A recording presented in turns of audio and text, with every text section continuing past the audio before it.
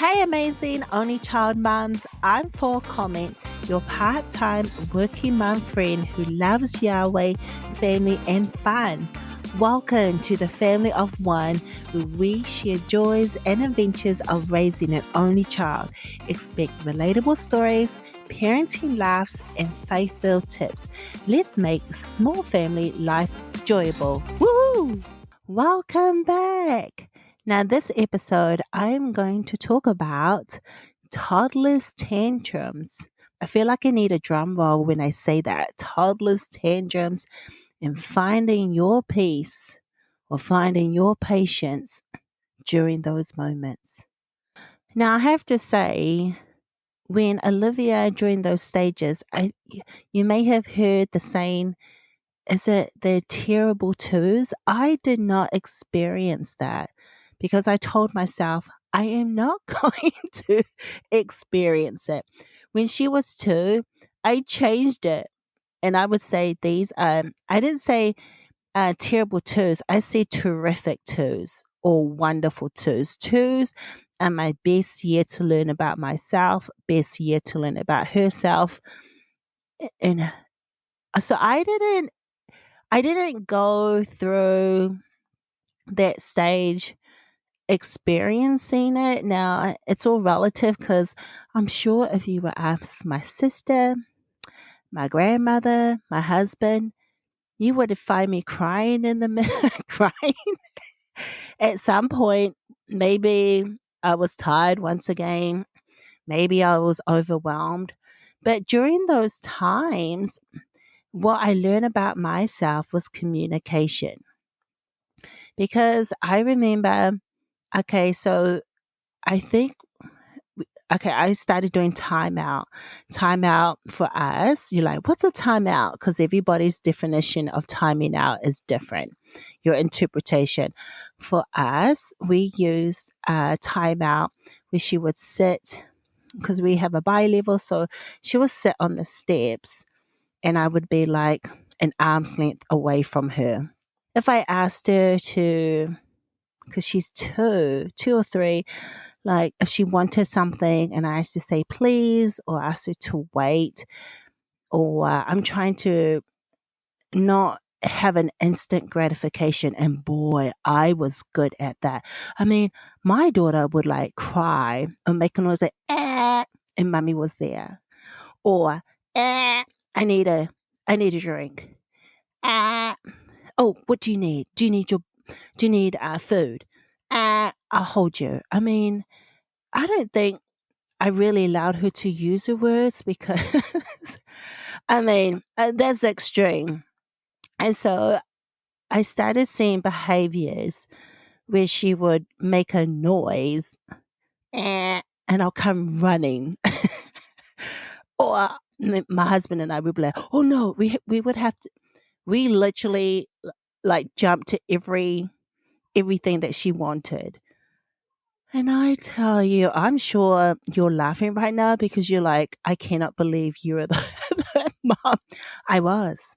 And then I got tired. And then I got exhausted. And then I called my sister and said, hey, I think there's something wrong with her because I'm everything that she wants, I give it to her. And she's not being thankful. And I'll explain that situation. My sister, she's so good. She'll be like, okay, let's process through. Because right now you're crying. And she'll be like, where's Olivia? I'm like, oh, she's right next to me. And she's happy. But I can't understand why I'm so tired and I'm crying. And so and then I would say she's not listening. I'll tell her, pick up your toy or just wait on a minute and she'll make a noise. And then I'll be like, oh no, I'm feeling like the worst mum ever because she's making that ah. I think I'll have to bring my sister along because she gave me such good advice and I'm laughing about it now, but I didn't realize how much I taught my daughter those behaviors. And so, because I was jumping and she could just point and make a noise, I would like do everything as much as I could without like, hold on a minute. Let's just back it up a bit. Let's back this bus up and see what is going on. So my sister helped me to process it. And then, so we came up with a solution that worked for all of us and me to be like, I'm the parent and she's the child. And it's okay for her to wait. And it's okay because she's in a safe place. If I say not to hold on a minute, let me finish my cup of tea, or I'm on the phone, you can go and get your toy, or I cannot play with you right now. Like just acceptable things. It's not life threatening things that wait, and teach her to wait. And I had to learn about myself. It's okay to say no. It's okay to, like, I had to unpack it why I was feeling, why I couldn't say no to her and my sister. I tell you what, she will be available. She is, I mean, she has counseled many people. Eventually, we will get her on, and you guys can ask questions through your emails if you're just wanting to unpack. She is such an amazing unpacker and process person. She helps you like line all the dots and help you just frame what you're going through and the reasons why. And she's a great listener. So having her with me, I had to practice even just saying the word NO. Like, and if you looked at my outside of being a parent in other areas, I didn't say no to many things, like boundaries. I said yes to a lot of things, which was making me tired before I had Olivia. So I just brought all of that stuff into parenting. I mean, I'm great at other things, but I was just learning more about myself. And that's what I love about my daughter. So one of those things I learned that worked for our family is that when she needed a timeout, we would sit her on the steps, and like I'll be at an arm's length, and then depending on what the situation was, she could be on the steps for like 10 seconds, 20 seconds, or I don't know what would be extreme for us for her to be on there for 2 minutes, because she doesn't really. But it got so funny. I got so used to it, and she did not like sitting on the step. I mean, at first she was a struggle. She was like, "Why am I sitting on the step?" It was hilarious. She got so used to it after a while, because I started timing her out a bit too much. She'd be like, and like, time out. And I didn't even reason why, like why she's having a timeout. I was like, this timeout is great.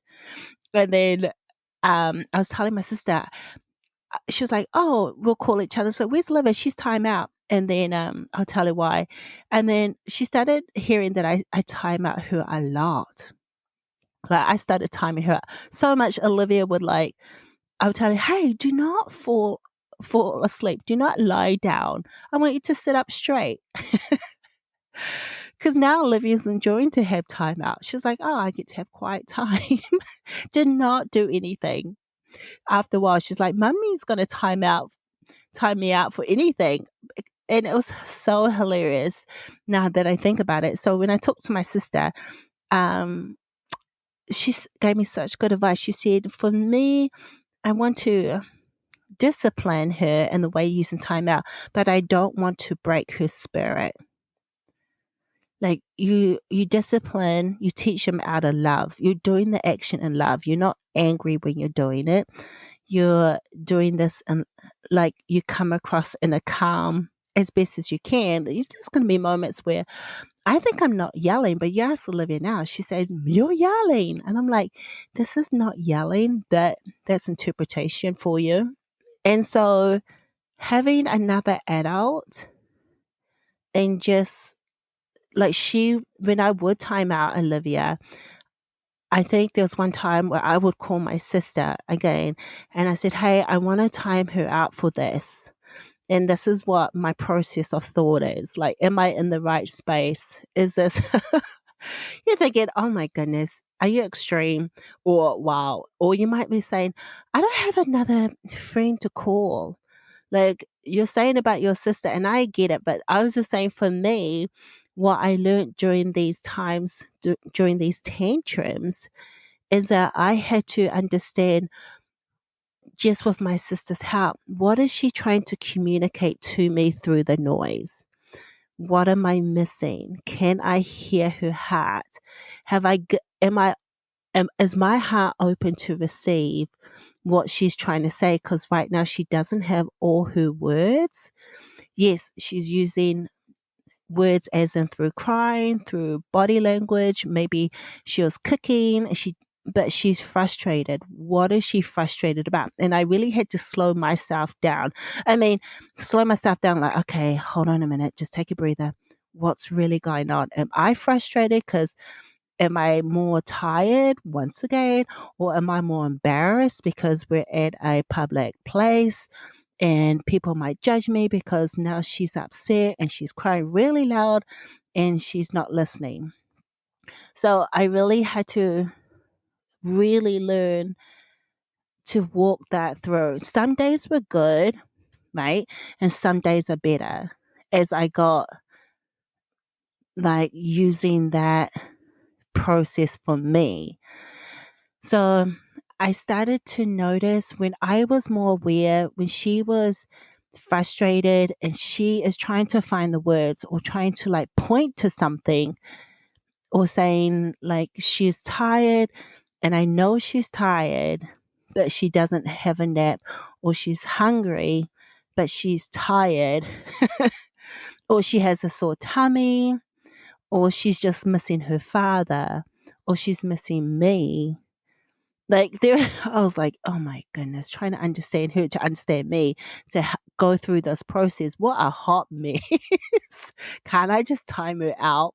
And my sister, she's always like, you could, but you want to learn about her more now and walk through this process as you're learning more about yourself. And so it had made me going through those moments when she was, a toddler, really um, helped me to understand, I wonder, because I do this with her, do I do this with my husband? When he's annoyed, what's really going on? Is he annoyed because, one, did I do it? Did he do it? What are the other factors involved? And what is the time? Like, I'm trying to really see different perspectives. Now with Olivia, because I put that time in, I started to notice I didn't give her time out, really wasn't a thing. Like there was less time out. And then I would give her choices. Now you know your child.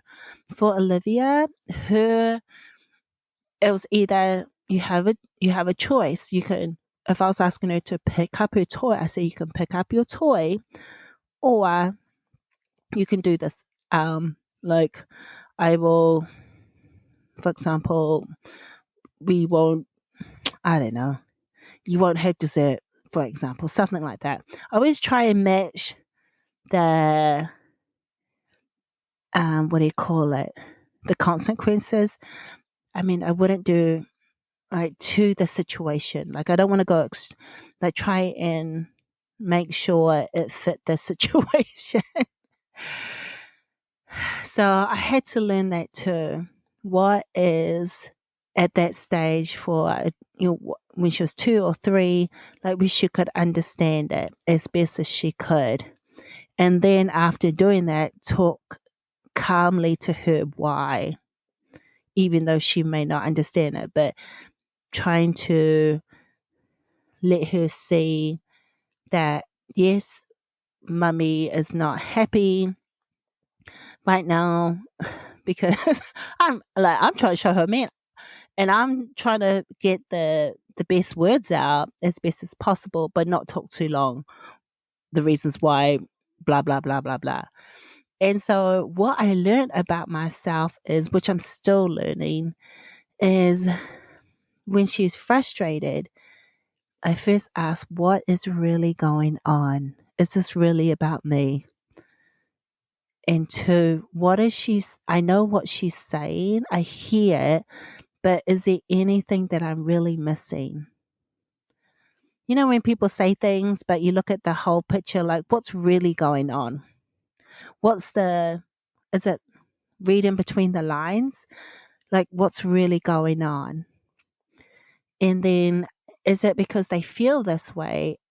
So when she started having different feelings, I'd say, are you happy? Are you sad? Are you frustrated? Are you annoyed? And I always try to explain the situation. Are you annoyed at me because I did not give you enough time to finish the project? Or are you upset because you wanted to eat that donut because mommy ate hers and you didn't finish? So when I spoke to her, I tried to explain it as quickly to her and giving her the words so she can express it. Like, yes. And so now she's very good when she is upset. She'll be specific of how I frustrated her. So there'll be no guessing. Sometimes it's guessing like you actually pinpoint the moment. Like there's really nothing behind the curtain. You're just telling me this is it. This is what you did. And so I like that because I try to speak to her and give her words. And then it gave me a more awareness of myself, how I come across to her. And the funny thing is, the more I did that with Olivia, I tried to do that with myself. I try to, when I'm frustrated, I try to, and I wanted a discipline, I had to ask myself, what is really going on with myself? Am I frustrated because I didn't get enough sleep last night because I was doing the laundry, the dishes, cleaning the room, and I just want to sit down and eat and have someone rub my feet? Or is it because I miss my family and because I live in America and I miss my family in New Zealand and didn't have enough time to talk to my siblings. And I really wanted to just connect with someone, an adult. So that's trying to look at my day or week, a few days, what's really going on with my soul. And I love that I learned a lot about during those times. So I had quite a few people say, oh my goodness, the terrible twos. And I said, no, it was not the terrible twos. It was a terrific twos. And I truly can say that. Terrific twos, because I learned a lot about myself with my sister's help.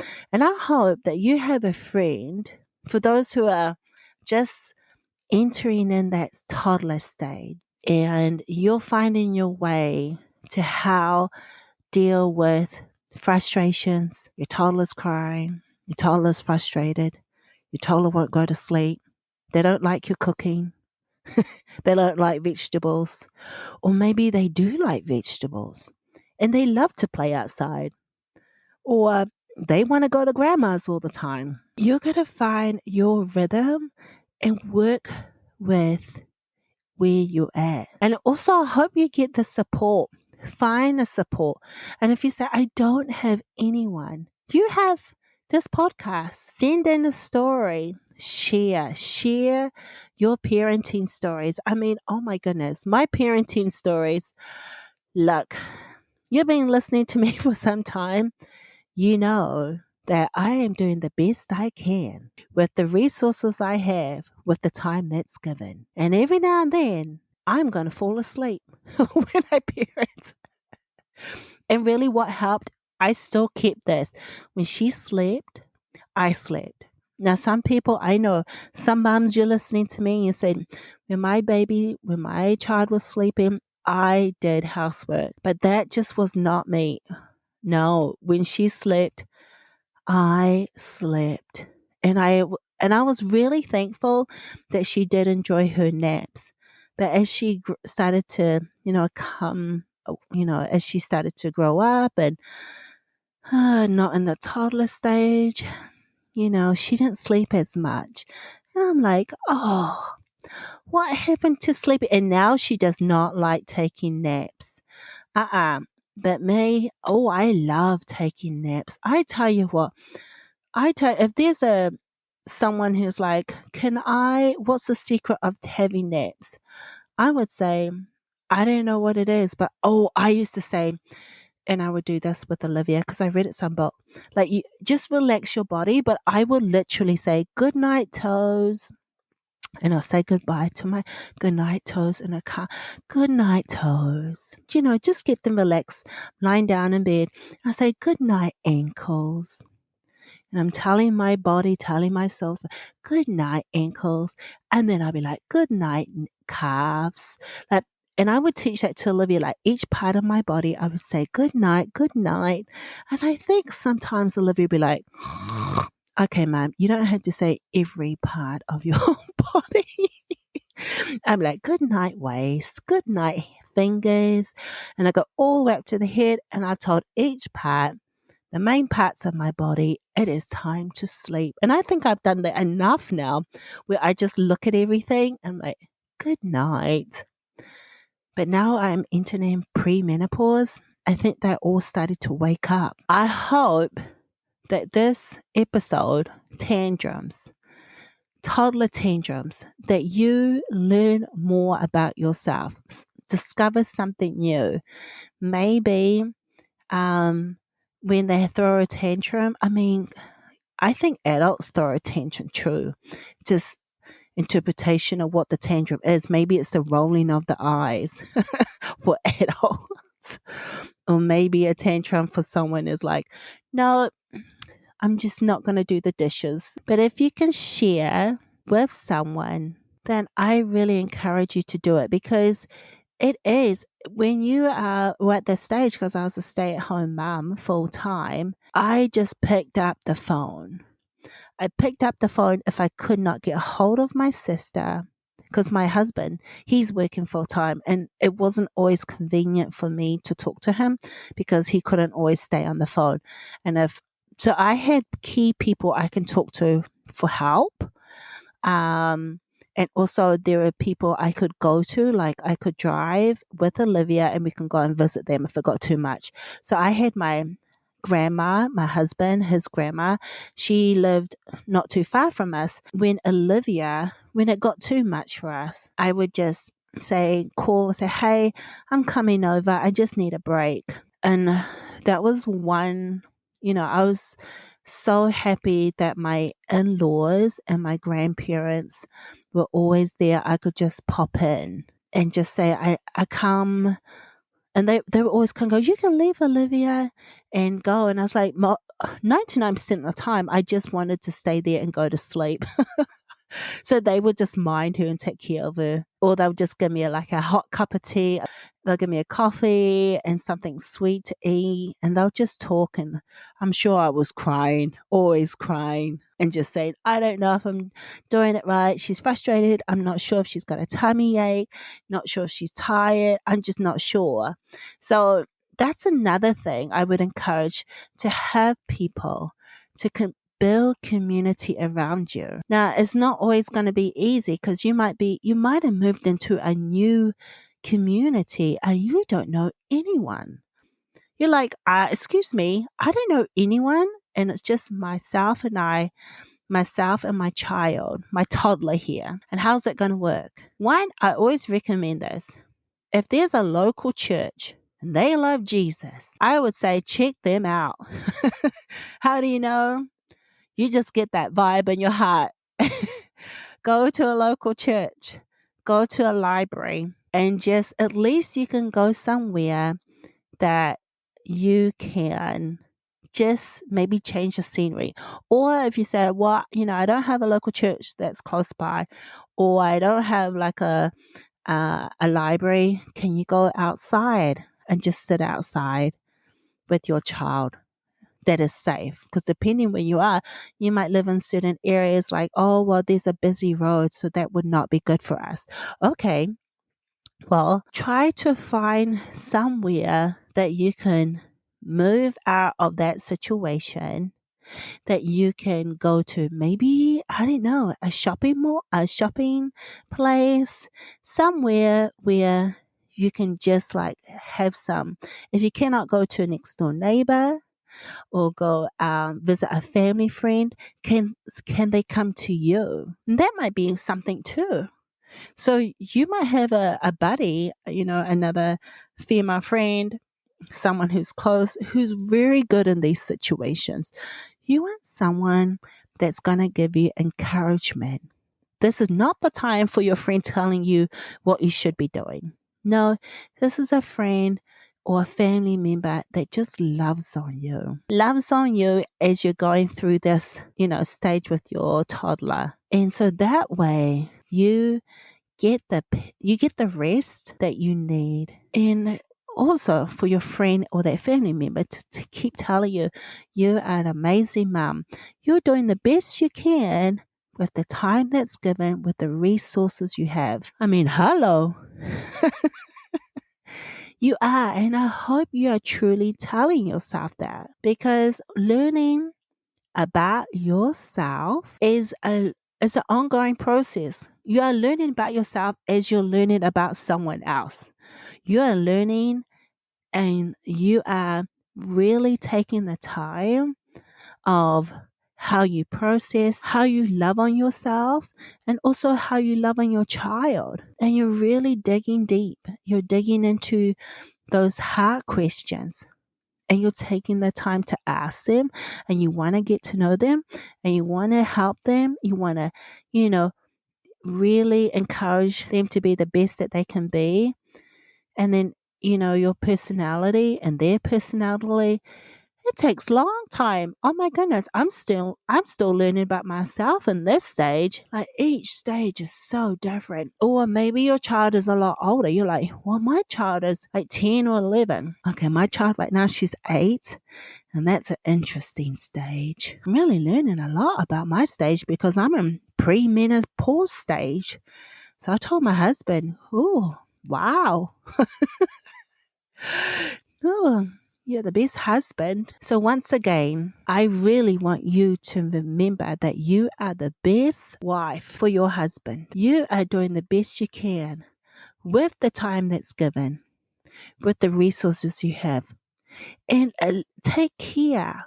Love on yourself. Tell yourself how awesome you am. Absolutely. I really encourage you to say, when you wake up in the morning, you're welcome. To everybody, you're welcome. Try it. You're welcome. They're like, what for?